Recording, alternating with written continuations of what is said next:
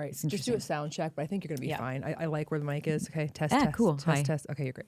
Cool. Okay. It's like Delilah. You know, you're listening to Delilah. She's like, sometimes she sounds like she has it in her mouth. I know, but it's so good. Yeah, you know what I it is. mean? There's something like... It's like there's something very... Now, the closer you are, too, the more you're like the pro, you know? And you don't have like that echo. Okay. Yeah, you're like, hello, this is Jeni, testing 1, 2. This is the real Jeni, not just the ice cream Jeni.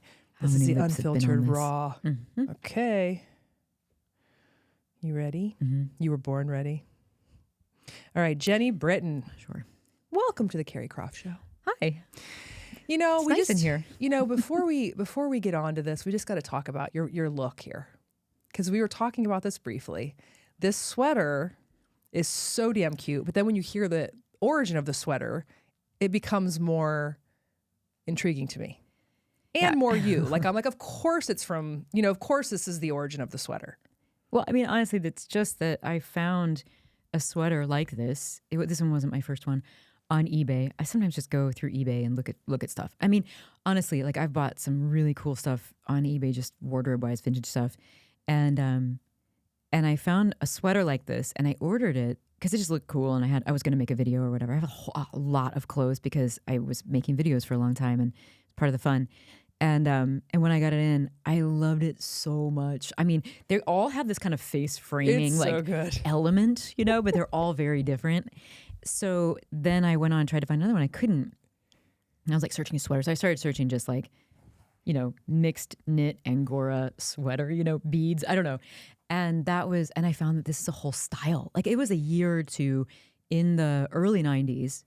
I mean, it's hard for me to imagine this in the 90s actually, but except that like maybe my aunt would have worn it. Oh, you could. Like my fancy aunt. Yeah, part of me, when I see this, I'm remembering like remember Glamour Shots? Oh, totally. I guarantee there's someone out there that has their mom like with one of these sweaters. It's like what was old is new again, and it's so you have such a modern. But it would have been so it. uncool for us back then to see like a woman in this. I mean, my aunt was super cool. She would have worn it with like really tight, you know, trucker jeans or whatever, and cowboy boots, because she sold semi trucks for a living.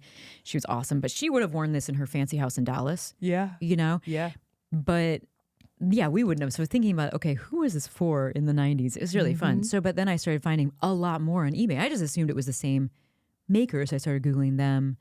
It's not. It was a style that was sold everywhere. And there are like, you know, who was it? Jacqueline Smith or something that was like at Kmart for a while. Okay, so she has some. But then there's other ones that I don't even know that I've never heard the name of them. But they're like basically like JCPenney, Kmart.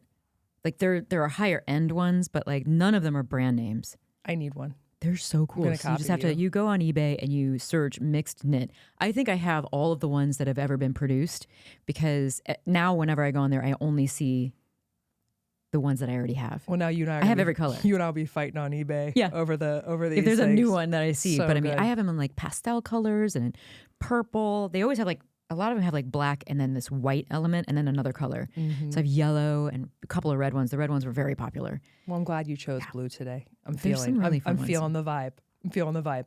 So I'm excited about this. There's nothing that excites me more than actually getting to know someone and kind of debunking whatever this persona is that they have. And you fit completely in that mold. So we met. That's really funny. Pretty recently. I mean, you and I have but then I feel like because plenty of cookies. Yes. Plenty of smiles. Yes. And then I was the, you know, YouTubing 10 seconds before trying to be the production crew. But anyway, as fate would have it, we started to develop a relationship. And it's interesting, you know, everyone knows who you are in, you know, I mean, outside of Columbus too, but it's Jeni from Jeni's, the ice cream. And then immediately you think shiny, happy ice cream. I think Brambleberry. It's amazing. But you have these things, right? And even me, when I didn't know you, and I'm like, wait, Jeni's hanging out in the woods, and like she's talking about, she's really interesting, and oh wait, she got divorced, and oh, she has kids. So I, of course, had those curiosities too. But now getting to know you, when you start to color in and you fill in who the person is, it's like they're so different and there's so much more. So this just delights me. That's so fun. And it's probably always like that, you know, with people. And also, you know, I have this whole thing that like, that a human being can't be a brand. I mean, you know, obviously we are known for certain things and we have a reputation and we have, you know, all the things that make us, that people know about us. But really, like, probably when you start digging, I mean, it's one of the things that I find difficult, I think, in general, is just like everybody that I've ever met who is kind of a well-known person, is very, it's not, I wouldn't say they're different behind the scenes. They're just so much more. And isn't that kind of sad that we kind of just flatten people?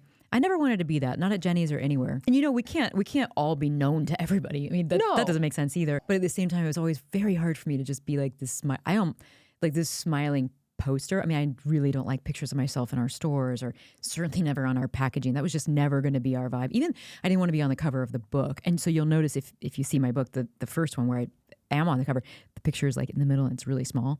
That was because, I mean, they wanted a full portrait cover. And I just I wasn't comfortable with it. Partly really because I never wanted to be a character.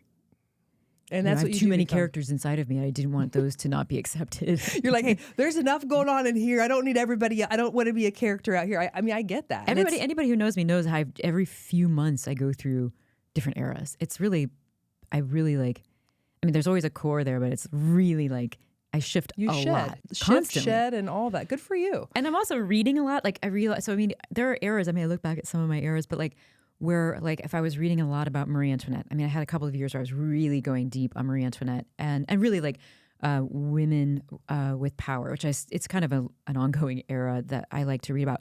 But there was a very solid Marie Antoinette one right before the movie came out.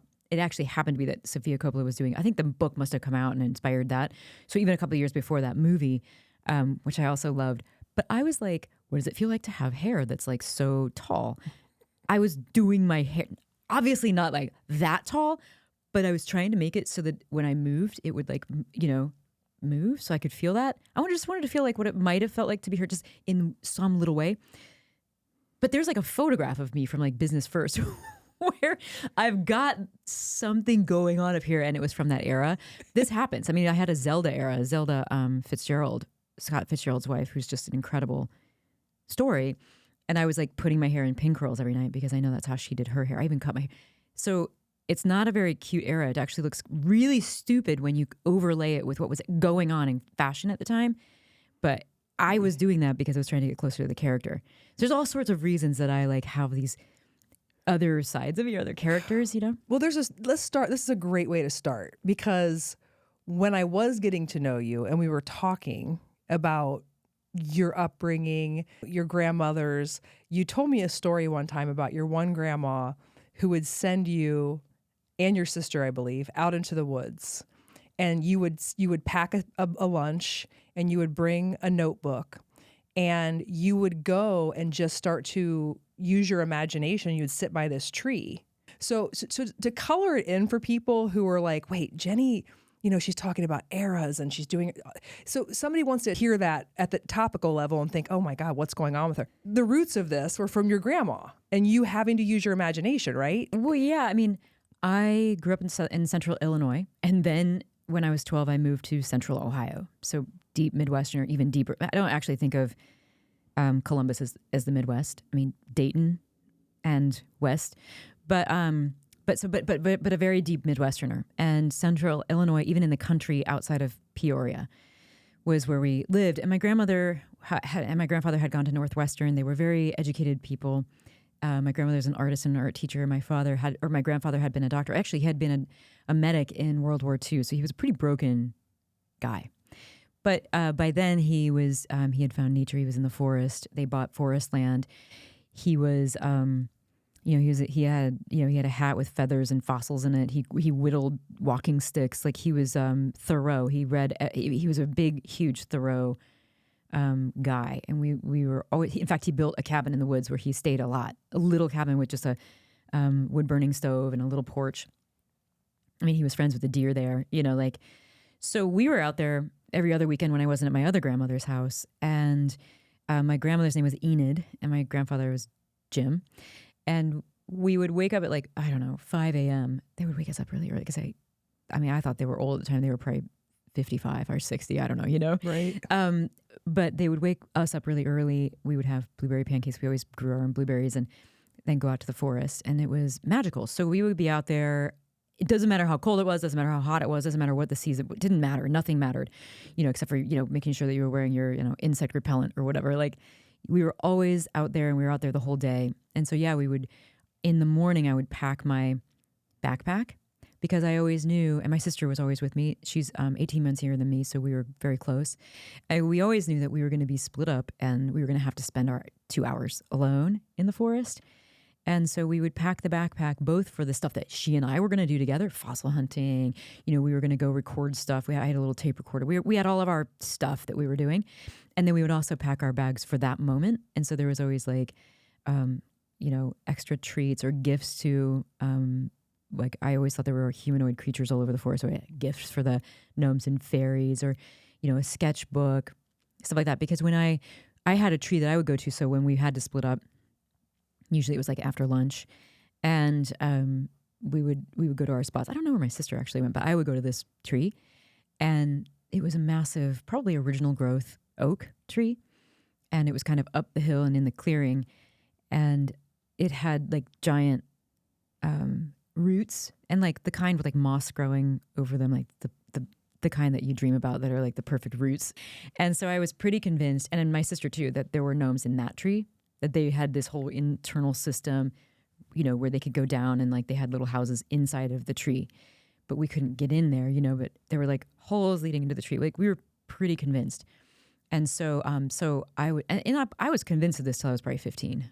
Like it wasn't like, I don't know. I was lucky, I guess, that I got to live in this imaginary, kind of have this imagination until I was pretty, I think old for like my friend groups, but, so I would sit there for hours, and I learned over many times that like just being a nice person wasn't enough. Like, cause I would be like, I would try to talk to the tree or talk to the gnomes. I knew they could hear me. I knew they were curious about me, and they were watching.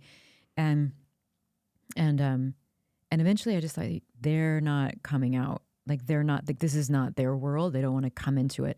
So I have to really prove, because I really believed that like I was a part of their world. Like I was as much a part of their world. I don't know. I believe that I could be. So I would just sit there. I just decided to just sit there, and like, I thought if I could just radiate love to them, this feeling of love to them, just to the forest, then I would like disappear into the forest, not be part of the human world or the big human world. And then they would feel it. And that would be, because, it's like animals are the same way. It's like you can radiate a feeling and they sort of trust you. Oh, we'll do that and see if the gnomes will come out and like hang out with me. And I would do this. I did this forever. Of course, they never came out, but I ended up like that skill ended up using it my entire life. So I was probably 9 when I developed this method of like disappearing into the forest and like matching my energy to the forest. When I was a little older, like 11, I started getting migraines, but only for like a year. I don't know why. I've never had them since, but those really, really hard, horrible ones that like stop you in your tracks. You can't move. And I ended up going to the hospital a bunch of times, and nothing was wrong with me. They couldn't figure it out. And then they just went away eventually. But to deal with those migraines during that time, it stops you in your tracks. I would just hide in the closet, but I would do the same thing. I would start radiating or basically just disappearing into my environment. And when you do that, your pain goes away. Like all pain. I could just sit and get into that same place. It's meditating, but I mean, I didn't know that at the time, but it's how I meditate to this day. I've tried trying to take classes on meditation from gurus. Their way doesn't work for me. This is the way that works for me. And it's like magical. Even when I did mushrooms one time recently, it felt the same. And even that is like, when you get into like your super creative flow, it's that same, there's this frequency that you can get on. And it's the same when I'm like working hard on a project, or even if I'm like painting. I'm not a good painter, but I like to paint. And when it clicks and you're just like in time, you lose time. It's the same feeling. So for everyone who's wondering, when they see Jeni out in the woods and she's, that hearing that story, I feel like is a great frame up as to why you love it so much. Yeah. I hesitate to so on like Instagram or in my world or whatever, I don't like to tell people what to do, or like, if you want to do this, go to the forest and do this. I just am not that kind of a person. Yeah. I say like, I'm going to just do it. And then I'm showing you what I'm doing. Sometimes I talk a little bit about why or whatever, but like mostly I'm just like reflecting, just showing what I'm actually up to. Well, that was a great story for me personally. I literally could picture you as a little girl under that tree. Yeah, it was just very. It it. was a cool way to understand you a little bit more. So this hour ish. We're not gonna. What is time, Jenny? What is it? Really, So if it goes longer, whatever. But this time we spend together, it's gonna be like an 8-hour. We might be episode. We may have to. We have to cut it into what people will actually probably like an 8-hour episode with you. But so our promise here is not we're not going to go down the regular roads, and we're going to avoid the questions that are redundant. And, as promised, people did not disappoint. There are a ton of questions that came in, a ton. Yeah, they're pretty And fun. so what we're going to do is, we have promised to pick your favorite 10. And since there were so many questions, we're probably going to tackle more than 10. But I'm going to guide this conversation and start it with, some of these questions that I kept seeing over and over again. So we're like, okay, people are thirsty to know about this. Okay. Yeah. So let's just start with Charly, because this was everybody wants the tea on the divorce. Yeah. We got you out Which there. we purposely didn't. We never had the moment where we're like, we are now divorced. Uncoupling. I did have like a story that was just like one quick photograph that was like, divorcee, like, I am now a divorcee, which I just think is the funniest word anyway. It is. But before you answer yeah. this question, my question that I'm going to layer on this is, if you had to say, what percentage did Jeni's play in the divorce? So like if Charly was a mailman and you were a school teacher, do you think you'd still be together? Like, that's such a great question. The answer, gosh, I don't know what the answer is to that. That's going to be interesting. I think that Jeni's 100% played a role in that. It is hard. I think it is very hard as a partnership, a male-female partnership, especially where I just think that men protect their power in ways that are very subtle, and that can be a really big problem, especially when you work together. I wouldn't say that he and I fought about any of that. We really didn't fight very much. But it is complicated, it does complicate things, when you work together. And Charly and I had such an amazing time working together for so long. We really did complement each other in the beginning for many years. But then when it's not working, it's very frustrating. And I think some of this was from Jeni's, but then also I think that part of that was, toward the end, it was just that like things just didn't feel right. Yeah. And it was very hard to explain that in a way that like made sense to him. You felt it first. Yeah. Yeah. Okay. Mm-hmm. And then you finally got through to him. Yeah. Do you want to talk about how, or don't have to talk about that? No, part? I think probably not. Okay. But I should just say that, Charly and I had this really great 20-year, we weren't married for 20 years. We were together for 20 years. We raised the business together. We had 2 awesome kids. And we did not also have an easy time parenting. Our kids came with pretty significant challenges. And so that will contribute. I mean, if to anyone who has raised a child with autism on the spectrum, that can be very, very difficult, especially those early years before the child can really communicate, and you don't know what's going on and no one can help you. So this is another, it's just an element of like that, you kind of both go your own way and neither way is right. But that kind of, I think, begins to split you too. So it's, it's a lot of different things on top of it. But we did it, and we have awesome kids, and Charly is a great dad, and they adore him. And we just decided in the end, basically just to look, we've been together for a long time. We had this whole thing. We're still young. Why not go out and do our own thing? I mean, that was really kind of how we did. We sat on our front porch, now my front porch, or it became my front porch, and we just separated everything up, and we were just like, okay, cool. And it was like the easiest. At least your vibe and your energy is like that you have the utmost respect for him, and you guys get along really well. Yeah, I mean, I think we ended up just in a really great place, and our kids were really nervous, of course, as they always will be. And I made the promise that it was going to be better, and it really is. And they saw it within months. They were like, wow, Dad is dancing in his kitchen and whatever. Like, they never would have seen that when we were together. And I'm just like singing and, whatever. And we weren't able to do that together because our energies were repelling each other. So, I'm just a big advocate for, we've seen it in my life.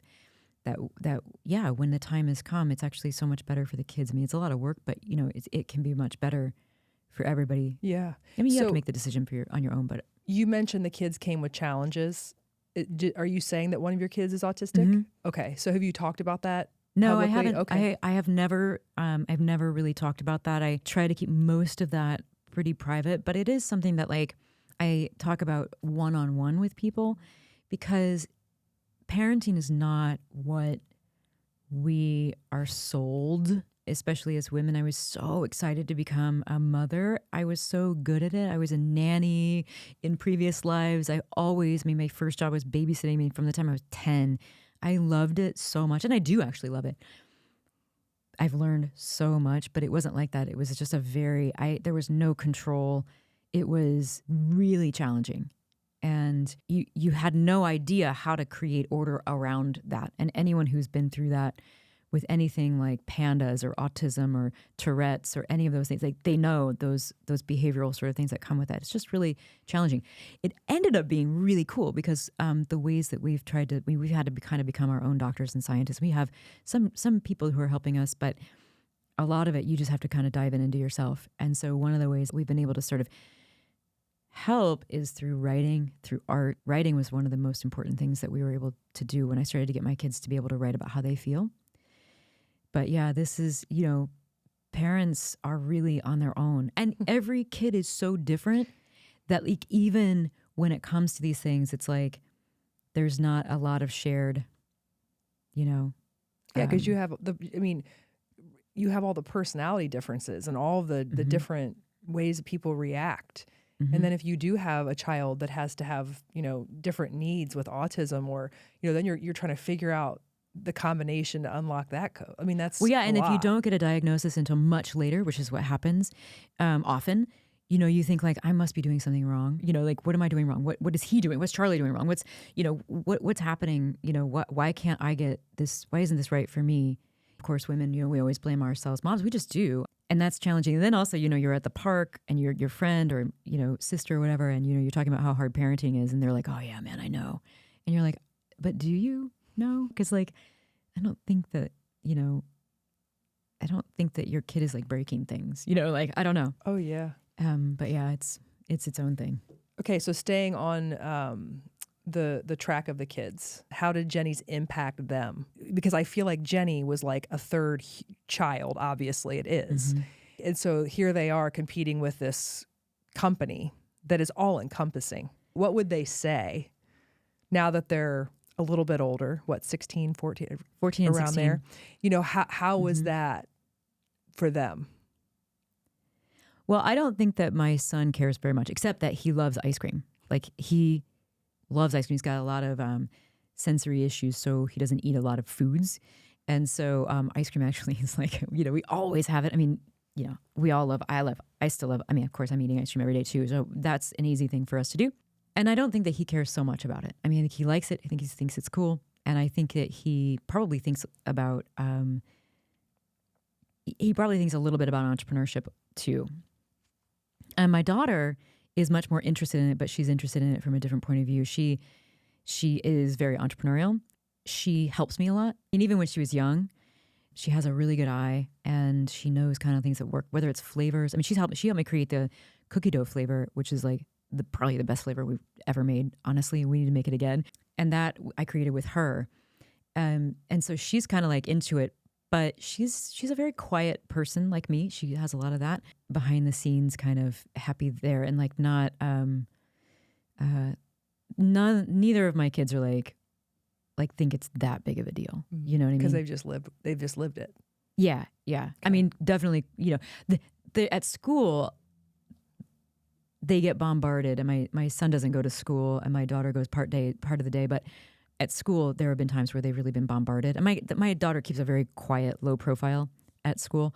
It's possible that most people she goes to school don't know at all. But in her old school, or sometimes like when people find out, then you get the barrage of the questions like, what's your favorite flavor? Oh my God, is it like, it must be so amazing to have your mom as an ice cream maker, and that's actually really, I totally understand why people do that, because you'd be curious, but it's painful for them, because it's not them. Yeah, and you're their parents, and they're kind of like me. Oh, yeah. Yeah. There was a good question that came in on the DM. And the question is, how have you navigated the uncoupling of your marriage? How have you leaned into being alone and finding yourself again outside of your coupledom? And this person that wrote in has lost her spouse, passed away recently. So she's searching for sort of how other people are able to figure out sort of how to have peace in being alone? Wow, that's a beautiful question. And, I can't imagine what it would be like to lose someone in that way. I mean, this was definitely a process. And I think the word divorce is just so loaded, but when you're moving toward that uncoupling or whatever, it feels very natural almost to do. It's a process and you're going through these stages that get you there. And then when you arrive, you kind of know it. And so your body very, in your core is kind of preparing you for that. And that's the way my experience of it was. But still, when you do find yourself on your own again, after, in my case, 20 years, it's kind of like this great feeling for kind of a while. Like for a couple of years, it was like, I really felt so light and free and so excited and so like even interested in like who am I outside of that? What can I be? What are the opportunities? Like what can happen now? It was a really beautiful time.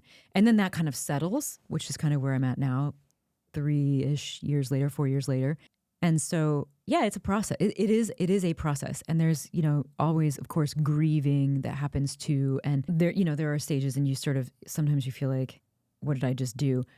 I will say I hesitate to give divorce advice because I've read the statistic, it's like 96%, maybe it's 99%. I don't know. It's a big statistic of percent of women in America are like one divorce away from financial ruin. I had a different situation. I was the breadwinner. I can be on my own. And I actually question, what does marriage look like when women are not relying on men? It's an interesting question when you start to work backward from it because a lot of things change. I think there's a lot of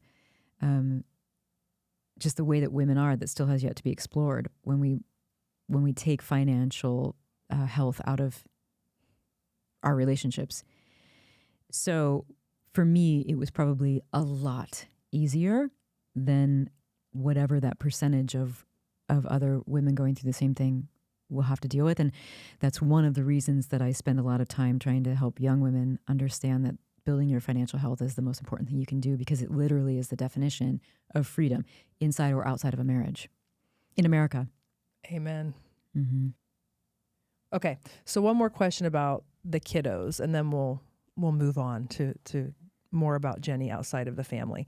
But somebody wants to know, how do you teach your kids about activism, social issues?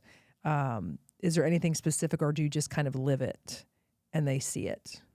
Well, I have very interesting kids. My daughter probably had read every book in the library on the Holocaust by the time she was 7. She knows about the horrors of the world, and I don't shield them from that. And I haven't because for whatever reason, she wants to find that information anyway. And she is that way. So we went to actually the Holocaust Museum and they were like, we don't advise kids under, whatever to go there. I was like, she knows. So we spent 4 hours in the Holocaust Museum with Greta when she was like probably 9. We talk a lot. Greta and I talk a lot. My son, Dashiell, doesn't speak very often, but so that's a little different. We communicate in a very different way. I would say that what in my family, we have sometimes this freaks people out when I say this, but we have no rules. We've never had any rules. There's never been a rule in my family. There's never like, the rules. There's never been a punishment. I have never punished my children. Not one time, not one time. Also because my kids are a little different. That doesn't work anyway. But like, I just don't want to manage punishment. Not even like a timeout when they were little? Mm-mm. How did you handle like if somebody threw a fit or how did you do it? There were a lot of meltdowns and it's very hard with kids like this too, to differentiate this idea of a meltdown versus a tantrum. And once I learned that, which I learned from going through it, I learned that my kids need love during meltdowns, not discipline. And just I sat by their side. I mean, the meltdowns of my family would last hours sometimes, and they were difficult. So I would say that for us, what we do, it's not that I don't have standards. I model them. I mean, they don't even have chores. We just do it. We just work together. We talk a lot. We have dinner together almost every night. So when there was a problem, when they were young, even, and definitely now too, we just talk about it. Why? Like, why? If you work backward far enough, you realize they will realize the consequences, and the world is going to make consequences for everybody anyway. They have to go to school without their homework done. They are going to be the ones that are going to live with those consequences. So we just talk about them. And that's scary enough than to have a parent that they fear. That said, I don't want to be my kid's best friend either. I'm not that kind of a parent. Well, when you say standards, like, is it more like they watch what you're doing and so they kind of learn from you? Like, you're working hard and you're treating people well. Do you say what the standards are, or you're just kind of modeling and that's the standard? How does that work? Mostly I'm modeling. I'm not saying, say thank you. Please say thank you, honey. I mean, it's important, obviously, to teach your kids gratitude. I saw Greta, like, when she started to feel like she was getting grown up, and she was very quiet, very shy, but she would start to offer up, thank you, or as we left a place, thank you. To me, it's so beautiful to see how grateful she is for small things because she saw me do that rather than have me say, this is the rule, you must do this, because then they don't know the why behind it. So when I hear you say this, it totally makes sense to me. And now I said I said I was done with Charly, but I can't get away from him. So most people, when they're dating and there's romance and all this, they don't really talk about parenting styles, which we really should do more. Shouldn't we? Yeah. It should be like a prereq. Mm-hmm. Was Charly, did he get on board with this kind of way of parenting, or was that kind of would you guys bump heads over that, or did he finally acquiesce? I mean, I think that he kind of deferred to me. But then he would come in with some new rule because he was, he sort of wants that kind of order. He craves it, just like a lot of us. He doesn't want to manage that punishment either. He doesn't want to manage all of that. So it would always fall apart. He's just not the disciplinarian, Yeah. And so that it ended up being fine. It is something we should talk about before we have children with somebody. But at the same time, the person that I would have said that I was going to be, I would have said, I'm going to be like, I have so much order. I'm going to have my kids like, they'll sleep on their own. My kids still sleep with me often. I'm not going to be that earth mother kind of, person. I became the exact opposite because you have to flow with what your kids need. To your point, you're right. No matter how much you talk it out ahead of time, nobody prepares you. But it's still good to have these conversations because in a relationship, this is true of business and it's true of life. It's true of friendships. The more you communicate, the more you understand the intent of somebody else. The less you communicate, the less you understand their intent on everything that they do. And the more you assume. That is so important. Yeah. And then you make assumptions that are untrue. And you create your own story. You should be able to make assumptions about your partner, and they should be generally true. But the only way you get there is by communicating constantly. And that's like feelings, All right, you ready to move on to the next phase of Jeni? Okay, so let's go way back into when you were little tiny Jeni. I don't know if people know anything about your childhood. They might think you had good mom and dad and everything was hunky-dory. You had some turmoil. It wasn't exactly perfect childhood. So what can you share with that in terms of core memories or some things you'd pull out to help people understand how you grew up? Yeah, so I had parents who were very, very young. My dad was drafted into the military when he was like 19 into Vietnam. And he had been studying, they had these big dreams. They were both very smart. They both are very smart. His father and his father's father, all these men in my family, they've all served. All of his brothers, he had 2 brothers. It's a big deal that you serve your country. So it was a big disruption in his vision for himself. And of course, my mother was like, they were high school sweethearts. She was like, no, you're not going away without me. So she got pregnant, basically. And that was me. So they had a very quick wedding in my grandmother's living room. My grandfather did not come because he really was very adamant. You serve your country first. My mom followed him. I was born on an army base in New Jersey. And then we went to Germany, and my sister was born on an army base in Germany, in Stuttgart. We came back then to Illinois and then started our life there. But they were very young. My mother turned 20 2 weeks to the day before she had me. They were also pretty mad that their life got so disrupted because they had all these other big dreams, especially my mom. So that starts them out in this bad footing that they never recovered from. And so they were very difficult parents. I think they were always trying to figure it out. They were young. Now I look back and I can some of it I can understand. But at the time, as a child, you don't understand all of this. My father was a big drinker, is still a big drinker. Like that's just kind of his thing. My dad and I are reconciled and we have a pretty good relationship. But, you know, that was very challenging to have a father who was pretty much drunk every night. And my mother just ended up having extraordinary mental challenges. She was very, very overweight when she was young. I think she just kind of went into eating. And then that, of course, caused major depressive episodes. And she just really was unhappy. She was unhappy with herself and her life. And she took it out on her kids a lot.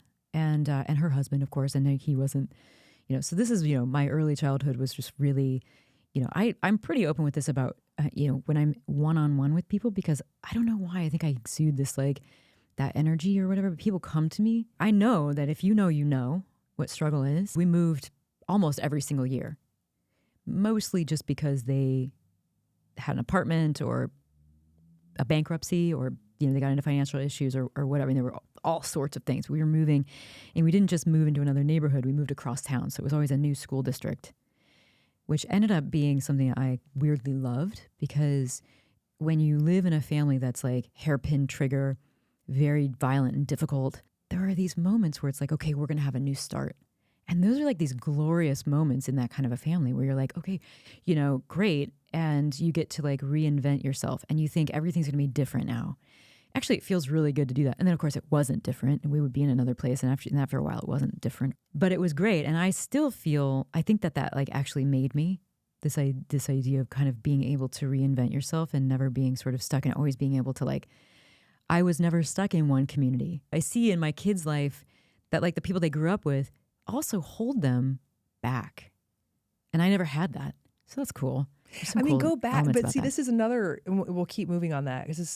But when you were talking at the onset of this conversation about the eras and shedding skin, of course, you know, when you hear this part of your story, it's just like, oh, wait, hold on. We just put that puzzle piece together. Of course, you know? And then what's the movie with Cher and Winona Ryder and the little girl? Do you know what I'm talking about? Such a good movie. Mermaids. That's what it reminds me of, is the mom moved all the time to start over. Mm-hmm. And that was you. Yeah. Of course, you're always sort of going through different eras. Let's go back to your dad, when you said your dad was a huge drinker, and that can't feel safe. But what kind of drunk was your dad? Was he one where you're like, oh, he's going to get physically violent? No, he was never violent. Never violent. No. Yeah, my mom was more of the hairpin trigger to just get really mean. No, he was a different kind of scary that I probably won't go into. Yeah. But neither one of my parents were people that I wanted to model myself after. And I knew that early on. While we're still on childhood and core memories, the one core memory that you have talked about with me is when you say that you died. Yeah. Oh, yeah. So do you want to talk about that? Yeah, I think that's, you know, there are these pivotal moments in my life that I can look back on that really made me, like, me outside of everything else that's happening. It's like deep inside of me. And one of these experiences when I was around 7, 8, 9 years old, I had a lot of stomach issues. I started with an appendicitis that was like a terrible, you know, like my appendix burst, and it was just like a terrible appendicitis. But then that caused a bunch of other things. I had 3 major episodes, 4 major surgeries. And in the 3rd surgery, I was shopping with my mother, and all of a sudden it came on, and I had remember what it felt like. It was like my intestines were kinked. And that is one of the most painful things you can go through. And so I just remembered in the 2nd surgery before that, like, I remembered what it felt like, because you don't forget that. I still have, you know, pain lives inside of you forever. So when it started to come on, I remember grocery shopping with my mom, and I was pretending like I was looking at magazines. I was like crouching down, and I was like, fuck, this is happening again. And I'm probably, you know, 8 years old. They put me on, you know, the drugs or whatever, and like get me into operation as soon as possible. When I came out of the operation, and I was in intensive care for a while, but when I really came to, I felt totally different. I had these memories of the operating table. And this is where I have to say, like, it doesn't matter what the facts are. If anyone could actually go back and figure out what the facts of this story are, they don't matter, because it's what I believed, or it's what I experienced that is also just as truthful. So at some point I come out of this and I'm, maybe just turned 8. I mean, I'm a kid. I have never heard of near-death experiences. I've never heard of anything like that. And it would be years before I would know anything about that. But I knew that I had died and that I came back, or that I had a glimpse. I'd had a glimpse of that somehow. And it is, for me, it was like there, it was like a light, of course. It's just like there's a light. And it's not even just like a light. It's like a lightness that you experience. But it's not like you feel light. It's like it is light that you can see, but you feel it too. And it's just like, it's everywhere and it's inside and outside. And then the thing that happened is that like I felt this spark inside of me. And I think from then on, I wasn't scared. I had no more fear of almost anything. It really just sat in me. It's still in me now. And it's just like, I just wasn't afraid of death or, whatever. I felt like I understood it. I had something very special about me. Weirdly, I'm still deathly afraid of like public speaking, stuff like that. Yeah. But none of the big stuff. That's wild. Yeah. It's weird. And then like, probably when I was like 13 or something, the movie Flatliners came out and I was like, oh, that's interesting. I've had that. But I didn't say it out loud until maybe a few years ago. Because you probably think people are going to be like, what are you talking about? But I mean, these things happen to people. And it's just like, when do you say it? Yeah, exactly. And how do you bring that up at dinner? Right. Hey, did you guys know that? Hey, listen, people I don't know. listening to this, I guarantee you're not the only one. No, it's true. I mean, I've had other people. Guaranteed. Okay, so anything else aside from the death experience, which, wow, I mean, that's, in and of itself a core memory, but anything else that's kind of, in a nook and cranny in your brain in terms of core memories as a child? There was this moment with my mom that is just the craziest thing. She was going through, I don't need to make excuses for my mom, but, as a mother now, I look back and I think, okay, well, I can understand some of this, but definitely not understand a lot of it. But there was this moment with my mom and she was struggling so much. And apparently she had just had found like a lump in her breast and she was getting it like analyzed or whatever for cancer. And she was really upside down. We lived near an orphanage, which was a strange thing to live near, so we would drive by it and it was like, there it was the orphanage. I mean, I never saw any kids there or anything like that, but there was an orphanage there. Apparently. Like, I'm not actually, now that I say it, I'm not actually 100% sure. This could have been like a mind fuck, from my mom. Honestly, it could have been like, there it is. You may have just had an aha moment. I know, exactly. This is another, but like, so she would kind of use that sometimes when my sister, and like when she was angry at us or something, like it was kind of a thing that would come up. And my sister and I were always like, well, we got each other. But one night I was asleep and it was, after midnight, and my mom came into my room and turned on the light and said, I need to talk to you. And here I am. I was, I know exactly how old I was because I know how old I know. And if I'm picturing a bedroom that I was in, I know how old I was because I moved every year. So I was 9, maybe 10 years old. My mom said, I can't do this anymore. I can't be your mom anymore. I have to give you up. And I'm going to, tomorrow we're going to go, to the orphanage. And like, you're going to go there. And I was like trying to make sense of it, like, sleepy and trying to figure out what is happening. Of course, I started crying. Like, that is a very scary thing for a child to hear. And she was talking about like a grown up, like, I can't do this anymore, whatever. And I was thinking like, well, but what about my sister, and it was like, well, no, she's going to stay. My sister wasn't coming with me. And I was very close to my grandmother. And I was like, but I know she would take me. And no, you're not going to go there. You're going to the orphanage. You're going to be on your own. I can't process, I don't know. So then she left my room and she was, just go back to bed, like as if you could sleep during that time. There I was trying to go back to sleep. I don't know how many hours goes by, but then she came back, apologized, said that was dealing with breast cancer. But I will tell you, I never could have a relationship with her in the same way ever again. After that, I just couldn't. I knew from that moment on that I was on my own. And that was it. And I needed to get strong and that nobody was going to protect me but me. I mean, I just try to picture being 9 years old. Can you imagine? No, and then the part you have about kids, it's like- she was going to keep your sister? Yeah.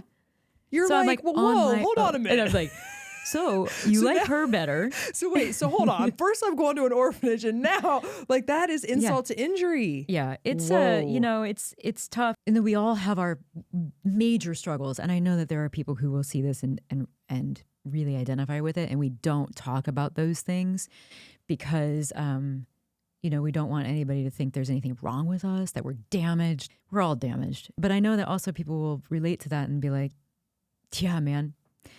But there is something I have to say that is such a gift. I mean, I knew this even early on in my life, that there is a gift in learning to trust yourself early, learning to defend yourself early. It was very quiet. I wasn't, growing up with parents like this, my mother was also very creative and had really wonderful elements to her. And that's also part of the challenge. It's like when you have these really hard parents, really violent, difficult, unhappy, joyless parents that are actually painful and hurt you, but then they also do some wonderful things. How do you, especially when you're a young person, reconcile that? It's a tough thing to do. But I do think that learning to trust myself, being resilient, being resourceful, that came from a very young age for me and my sister too. What we've been able to achieve in our lives is really to do with that in a lot of ways. We just had to be on our own pretty early and just trust ourselves and go for it. And we knew what we didn't want to be. We knew what we didn't want our lives to be like. And then we made that happen. And it's a funny story. I think about my sister too. She's awesome too. I mean, she didn't graduate high school. She walked out of class. She told all her teachers at Upper Arlington to fuck off. And they were like, we will not graduate you. And she was like, see ya. And she's now got like multiple advanced degrees. She runs a team doing like programming for national defense. The weird thing about all of this is that I think that kids who come from struggle have these superhero skills. And if we help them understand that, I couldn't agree with you more. They can actually, and even like people that I know who came from like, they had everything kind of people. Actually, they can be just as broken or even more. So I don't, life is wild in that way. It is very wild that a story like that's so traumatic and tragic, truly. Mm-hmm. I mean, because you were never the same. Yeah. We talked about this, and it's like comedy is tragedy plus time, and so you can Yeah. laugh about it now, but even more that there are gifts that come from such a dysfunctional situation. Mm-hmm. And I love that people are hearing that, because Jeni. Oh my gosh, did you know that Jeni from Jeni's, the smiley ice cream Jeni? Oh my God. Well, it's also why I was able to build a company. I mean, when you really come from nothing, and I started with nothing, you have this willpower and you just become maniacal about work and about doing it and learning and, making it work, in a way that I think other people can't do. You just get this sole focus in your life. And then I had to deal with that, which is a whole other thing, when I couldn't put that kind of time into the business because I became a parent. Mm-hmm. Then I have to deal with that. Or when I start to step away from the company because the company's doing great and they don't need me the same way anymore. Okay, well, who am I outside of the company? Because my entire life was literally poured into that nonstop. That's going to be so helpful for people. I think so too, yeah. I think more than you even... Well, and also I will say I think my gift is in connecting with people who are struggling. If I was ever, if I was living in another era, I would have been probably like a nun or, I would have been a healer, preacher, something like that. So this is probably a good time for me to pivot into some of these questions then. So somebody wants to know, if you could share a meal with any 3 people, dead or alive, who would they be? I saw that question and I thought, I should put some thought into that, because those are the questions I'm terrible at I think, so if I was going to answer that right now, there are many people that I would want to have dinner with. But let's say, I was going to say, so my current obsession is St. Hildegard von Bingen. She's she's this incredible woman from the 11th century in Germany. Actually, it's where 51% of my DNA comes from, this region, Germany. I didn't know that, but until kind of recently, she's amazing. She was very ahead of her time. She fought this male-dominated world, and especially that world of Christianity back then. And she was just the most amazing person. I would definitely have her for dinner.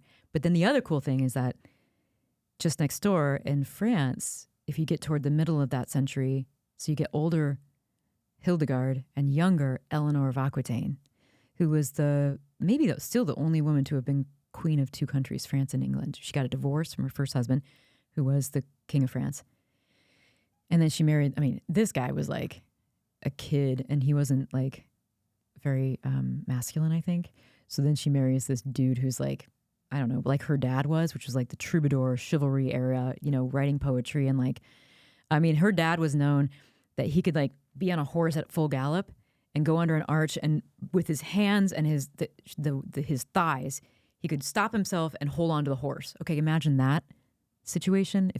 That's like Travis Kelce back then. Okay. So she comes from this line of like manly men, but also men who can write poetry, who care for women and all this stuff. So she leaves this puny dude from Paris for this guy, Henry Plantagenet, was like the Duke of Brittany, but ended up becoming the King of England. So I would have those two people at the table. There was a poet who wrote a poem, I think, called Oak. I was thinking, like, maybe we stay in the same era. Don't you want to throw it off with a different era? Like somebody that's like, hey, what's going on here at this table? Yeah, I have to think about who would that third person be. It would be somebody in history. Oh, I know who it would be. Actually, there was a woman who was accused of witchcraft in Austria in like the 15th century. I wonder what her life was like. So like I would have been like probably like Lil Wayne. Like you really That's so funny. I just love listening to you. It's so good. And that story, if anybody wants to know, is in the book. It's like witchcraft, 13 trials told through it's like 13 trials over history told through the eyes of the women who went through it. It was a fantastic book. I read it this year. I know we said we weren't going to talk about business, but I would be remiss because I am personally curious about this, and I'm certain I'm not alone. You are a unique unicorn of a human being, creative, imaginative. You are unlike anyone that I've personally ever met in the best way. So I'm trying to picture you in an environment that started with just beautiful ice cream, but that grew up into what was now a business environment where you have finances and you have HR and you have processes and procedures and you have these linear pathways that are inevitable trappings of having a business. I'm sure there was clash and issues, but what is the bottom line thing you would say that you've learned from that experience? For someone like me, they underestimate what you're capable of. They have very low expectations of what you can do. And then probably they don't give you credit for the things that you're doing anyway. Unless it has to do with, creativity, but in terms of like overall sort of big strategy and vision, it's interesting. There are several questions about you. What are you going to do next? So professionally, Jeni's, you're definitely not in the throes of the everyday with Jeni's. You're taking a step away, and you're still Jeni, right? So how are you reinventing yourself in terms of the career, and what are you doing? Yeah. I feel like I've kind of been on a sabbatical for a couple of years. What happened was that COVID hit, and I was also getting myself. In 2019, I kind of met this breaking point. As an entrepreneur, you are so into what you're doing, and it takes everything, and you get these like chemicals in your body that allow you to do that, to show up every day, to work through the pain, to get it floating. And when you step away a little bit, those chemicals are still in your body. So it's adrenaline, cortisol, it's all these things that are like so I found myself in 2019, I was already getting to that. I kind of had this breaking point where I knew that I needed to stop, and things had to change. And, you know, we've already mentioned this also with my marriage, and like stuff was happening. And I got there. And then not that long later, we had COVID, which really forced everybody back. It was actually good timing in my life. So I'd already been going to the forest and trying to work on healing and finding that. But then COVID hits and I can really step back. We got the company kind of stable. That was a whole other effort, which was also, you know, the team was just great. And we got that kind of stabilized over that summer. And then I was really able to step back. And then I realized I don't actually have to be there anymore. And in fact, when I'm there, I can be a little bit disruptive, or maybe even a lot disruptive. So maybe that's actually a good time for me to kind of heal and maybe just go into that. So that's what I did. And what I learned is that I don't know who I am without Jeni's back then. Like, I have no idea. It's like hard to explain what it is, because it's not like it's like your soul. It's like a separate, it's like your shadow. It's your demon. It's your, you know, it's like your personified thing. And when you get cut off from that, or even when you want to kind of, it's really hard. It's just so deep in me as in my identity. But what I also found is that this adrenaline was still in me, and a lot of it. And I actually talked with Lindsey Vonn, who's a Olympic gold medal, I think, skier. You know, she has the same issue, and it's like, this is really an issue with people. But like, she needs speed every day because she's got it. You got to have somewhere to soak up the adrenaline. There's too much. So when I started to pull back, there was just too much in there. So it takes years to get out of your body. I think I'm finally at that place where it's gone. And it takes a long time to rev up. But anyway, I was like, this is when I like start racing my car, drag racing on Columbus streets or whatever. You go out to the country and try to find a clear street and just go as fast as I can. And I was actually like racing people. Oh yeah. Because the thing is, like, when you've got that, it's like you can't make rational decisions. So I was like, you know, trying to figure, this adrenaline was coming, and I was like, I cannot do this anymore. I have to do this in a much more professional, like, I got to get out on the track. So that was when I started going to the track and driving. I've been like, I took this lovely plane, this little plane one time with some friends, and we went over to this spot in Indiana and raced Camaros for a whole weekend. I mean, I came in last every race that I did, but I started doing that. I started working with veterans because they have the same issue. And that was so eye-opening to me and so interesting to me. And now I talk with a lot of my entrepreneur friends who are going through the same thing. And I'm like, you're going to have this adrenaline problem for a long time. And the way that you solve that is by running, getting dangerous. So I started running in the forest, but like the reason I was running in the forest on these trails that would go up and down and like over rocks is because if you don't pay attention to those rocks and where your feet are, you can hurt yourself in a big way. And I did a few times. So you can't, you're very in control of your body when you're doing that. Actually, you're in control of all realms of your being, you know, or you're just kind of in this space where it's not control, but you're using all of that. And so it can't be doing something else. And then you're also like soaking up some of that. Driving is the same way when you're driving, like, especially out on the track, because it's not about speed. It's about the corners. It's about how you do the corners and braking. And that's really cool. The other thing that's really cool about driving that I love on the track is that, well, anywhere, but like especially on the track, is that you don't look at where you're at. You don't look right in front of you. You look way off in the distance. So even if you're in this turn, you're actually almost looking at the other turn. Your body's following where you're going. Your brain is you know where you're going.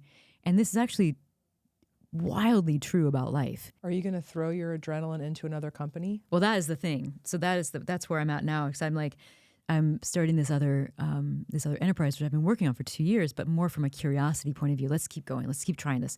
Let's keep digging and seeing if we have something here. And it turns out we do. With this new company, there wasn't really this idea that it wasn't like, I want to make a company. What's my next idea? It was more like, hey, I read that watermelon rind is really good for you. We should be eating it, but nobody eats it because it doesn't taste all that good. You know, but like I found this huge produce processing company, and I went on a tour, and they had this like so much watermelon rind and so much other, you know, many other fruits. She was just like, wait, what can we do something with this that's actually really good for you. And so it kind of, turns out, yes, and it's important. And if we can, it's going to take 100 million pounds of watermelon rind and other fruit stems and cores out of the environment and redirect it into your microbiome. It's super good, this super fiber from that. So we're going to make a bunch of stuff out of it, and we're starting there. But the idea really wasn't to start another company. I mean, it was sort of like, let's just see if I can support other entrepreneurs, and like if I can kind of just, and I just started getting curious about this one kind of thing and just kept work with Ohio State, call everybody I know. And now it's like, we've got this whole research team at Ohio State who's like, yeah, this is really cool, really important. And yeah, you can definitely do something with this. So they become our partners in that. But now I'm like, okay, round 2 in starting a company, how do I do it now with everything I've learned that I don't get into where I was? Now I have a lot of advantages now. I wasn't, at Jeni's it was survival, which was actually beneficial because I had no other resources, I had resilience and resourcefulness. And here it's called Flora. I have an incredible team from the beginning. We have an incredible team, and I was voted to be the CEO, which is really great, which is lovely. I feel like that's a big vote of confidence in my abilities and how I've been building this company with my partner, Mark, and the other people on the team. But how can we do this in a way that I don't feel so personally tied to it? I mean, I want that passion, but I can't go back to that place again. But do you already feel though, because you've already birthed this baby, Flora, albeit it's a little, newborn, but doesn't it already feel a little bit different than Jeni's? Like it's huge. It's a lot different. And I found, like last night I was up at 3 a.m. working on Flora, and, this week has been that way. And there've been, I'm finding myself going into that and thinking and really just feeling like, in the morning, get to work, like, and I have had moments where I'm like, am I going to do this again? Am I going to just go so deeply into this that I forget about everything else, or that I make, and I don't think that I will. I have awesome partners. In fact, it's interesting because I had a coach from Jeni's and I loved him, and I was really excited to start working with him, and he helped me through a lot of stuff, and he's now my business partner. And I had a business advisor also through that coach, and they're my business partners now. So part of what we're trying to do is be healthy. Healthy is a loaded term, but like have this sort of sense of well-being as a community first. So I always feel like I can lean on Adrian and Mark in a big way, and these guys get it, and we just care about each other so much, and that's where we start from. Now these are in the form of bars, right? It's our first product, but we're doing like a nutrition bar, and I know that the market is very crowded for that, which is awesome actually. Ice cream was crowded too. We're doing something very different. We're doing prebiotic, like super fiber whole fruit bars that nobody else can do at this moment.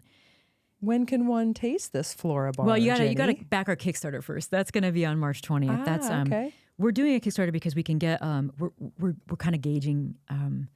It's not about making the money that we're trying to make on Kickstarter. It's about actually how many people can we kind of early sell this product to, because it gauges interest. Mm-hmm. Are people interested in this? Can they understand what we're doing? When you see the video, does it make sense? And if so, does it make you want to buy some of it? And then we see that, we get that data, and then we can make that product. And we've got prototypes. We've got partners. We're doing it. Anybody can go to Kickstarter, and you just look up Flora, Floura. So Flora is named after the goddess of spring, Flora. But I always think she's like rebirth and also flourishing, the ancient sort of idea of happiness. I love that for you. I think this is going to be amazing. I saw the packaging, and I'm like, mm-hmm. I mean, it looks really great. We can do so many cool things with this stuff. So it's just the beginning. But I just think as we continue to learn more about the microbiome, we will be able to do custom fermentations and all of this with all of these beautiful ingredients that we should not be throwing away, but actually ingesting. Fantastic. Well, I can't wait to try it. Yeah. It's going to be amazing. Yeah. So I feel like we have sailed off, Jeni, and we have gone into some deep waters. Mm-hmm. And so what better time to turn the boat, face the bay, and kind of snorkel along into some light and Okay. airy. Yeah. You ready for that? Yeah, I'm here with you on Okay, that. so because and again, snorkeling. we knew we couldn't leave it to 10 questions. We're going to try to get as many answered as we can, but we can't answer them all. Okay, so somebody wants to know how to navigate the world of social media in terms of you're trying to grow your business. You want to have a healthy relationship with social media because you can't turn off. So you can't not be on social media when you're a business owner. So how do you balance that? I think this is Aaron's question, and he is curious about, because people are so mean, and I think the way that I think about that, I mean, I have been very lucky not to have a lot of mean comments on my or trolls or whatever in my very personal relationship with most people on my Jeni's Instagram, but now and then, but there's always that fear. And so I think the way that I sort of think about it is that anybody who's out saying mean things on the internet is just like somebody who's saying mean things in real life. Like they have a lot of, they have their own issues to work out. That's their journey. And I just try to stay above it and ignore it. It's really hard because it can be very personal. And I talk to people a lot about this.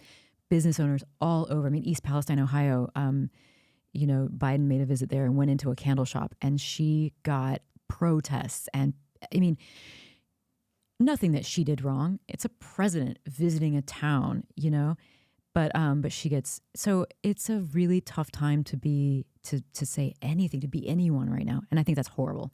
And I think everybody should just calm down and not do it. But if anybody's doing that to you, you just put yourself above it and let the storm pass. Like that. Okay. When do you feel the most nostalgic? Oh, when do I feel the most nostalgic? Eating ice cream. Yeah, probably. Do you have a preferred non-ice cream machine method for making ice cream at home? I would make semi-Fredo and look up a recipe for that. It's just a different way to do it. Top ways you like to rest?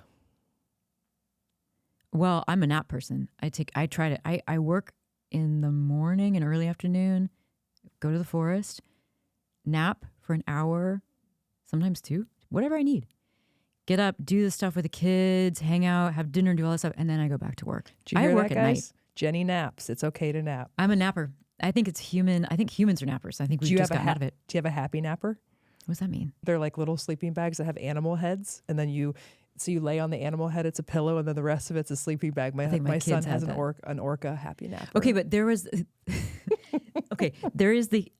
I was served an ad, and I would love to have one of these. I don't have room for it, but there's a human dog bed.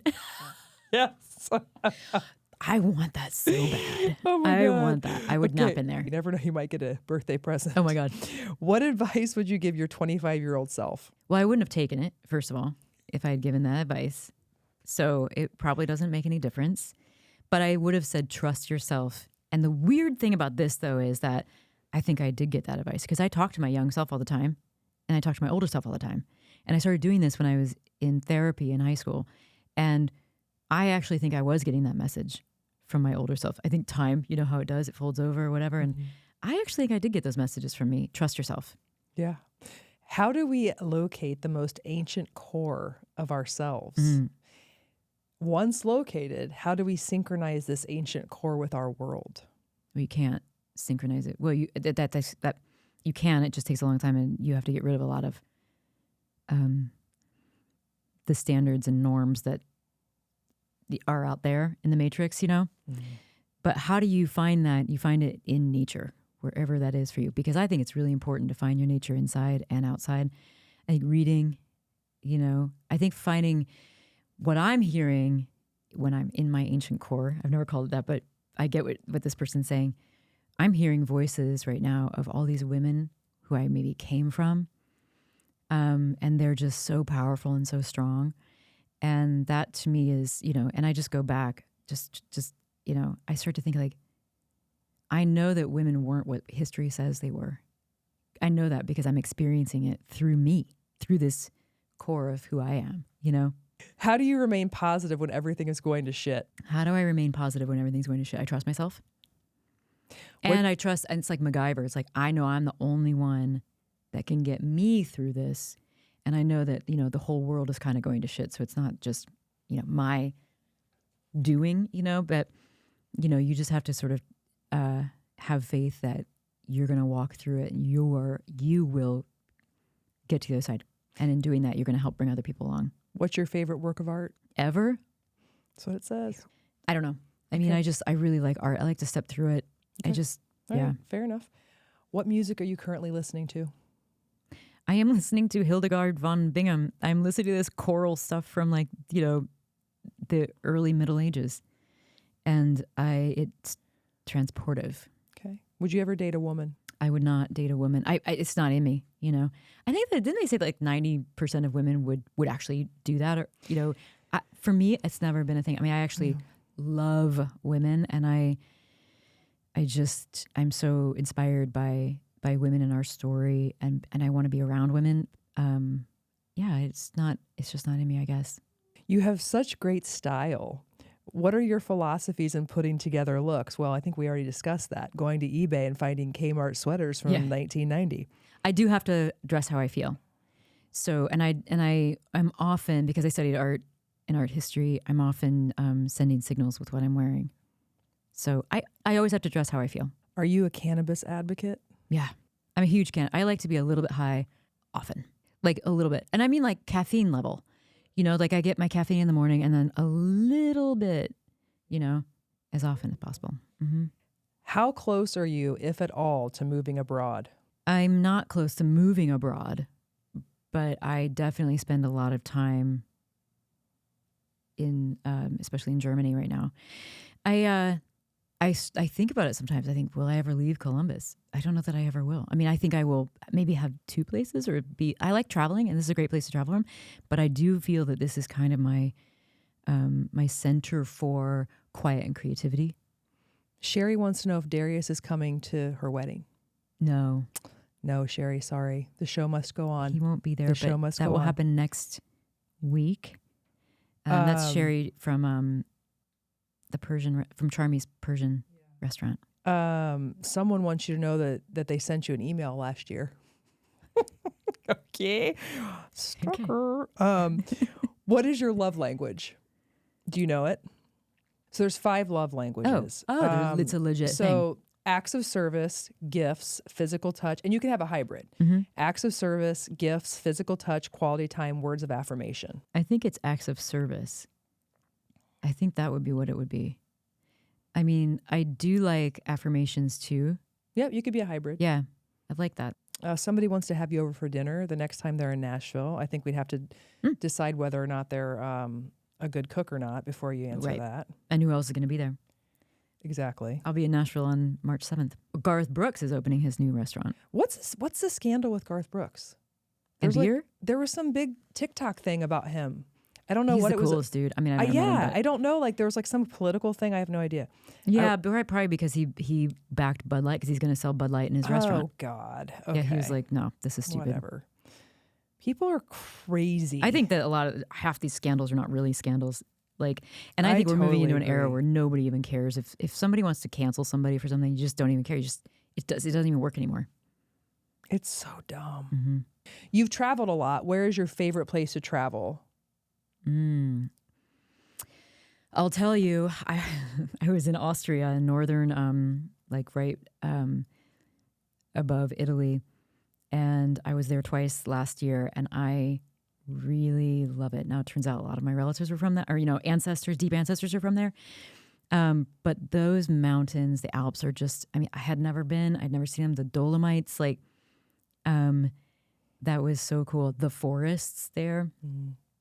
And of course the food. Oh my God, the spinach dumplings. I figured out how to make them too. So, okay, I'm going to end it with this question because, I've talked to you at length about, I think you should have your own show. I think it's, just to me, it only makes sense where you are either in the kitchen creating something or you're interviewing someone about something interesting to you. I think it would be just absolute smashing success. So somebody wants to know, are you ever going to write a memoir about your life from childhood to present with photos? Would that be something that you do? And or have a show? Yeah. Well, I tried to write, I guess it would be a memoir. So far hasn't been able to work. Maybe because I don't know. So maybe there's more exploration for me to do. Maybe there's more growing for me to do before I can get to that point. But maybe between here and there, it's more of a podcast or a show, of something, you know? Well, that's got my vote Yeah. for sure. And I think it'd be a lot of fun. I would love to hear if anyone else agrees with me out there. I have a feeling there'd be a captive audience ready and waiting in the wings for a show. I mean, I have so much curiosity about just everything.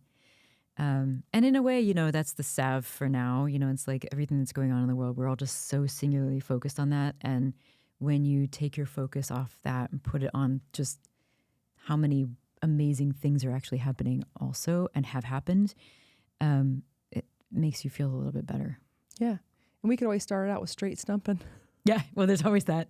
Find another stump in the forest. All right, Jeni. I mean, I feel like you have given it all here. Yeah. And I mean, I know I speak for so many people out there who are probably very, very thankful that you did, because again, I think you're going to make people feel seen, heard, understood, and less alone. I really do. That's awesome. That's exactly what we need more of, to see people, to hear people, to not make assumptions about people. And, we all can understand each other, Well, thanks for sitting with me. Yeah, thank you. And I personally I've enjoyed getting to know you. I'm very excited to continue our relationship. I think you're just very special human. Special. You are very well. I think the same about you. Thank you. I appreciate it. You also are one of a kind. Very much, Carrie. Yeah, we both have our own I noticed. flavor. I saw that when I first saw you with the show. Yeah. I was like, who is this person? Who is? She's like really good at Who this. is this? Who is this? Everybody wants to have a podcast now, but like people aren't really good at it. Yeah, but you get it. Well, I appreciate that. I look forward to our adventures together. Well, let's have them. Let's we'll make do it. And with that, if you're still out there following your girl, please follow me on YouTube, Spotify, Apple, or wherever you get your podcasts. And until next time, keep moving, baby. There you go. Awesome.